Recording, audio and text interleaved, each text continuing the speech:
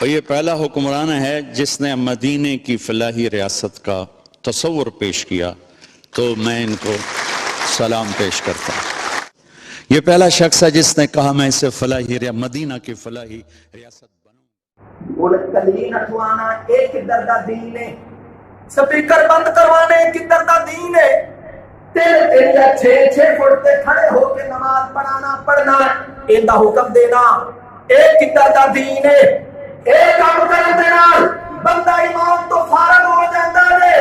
لوگوں شریعت دا مالک اللہ ہے، شریعت دا مالک رسول اللہ ہے۔ جب اللہ کے رسول نے ایک نماز پڑھن دا حکم نہیں دیتا، پھر اے فرمایا ہے مسجد اللہ دے کرنے ان دے تے حکومت بھی سونے اللہ دی ہے۔ تسی دسو مسجداں تسی بناؤ 10 روپے 20 بھیج کے بل تسی دیو، کلیم تسی لیاؤ، صفا تسی، سارا معاملہ تے حکومت کون کرے؟ پھر اسی کہیے چنگا تو پھر ڈب کے مار جانا چاہیے، برا پھر کون؟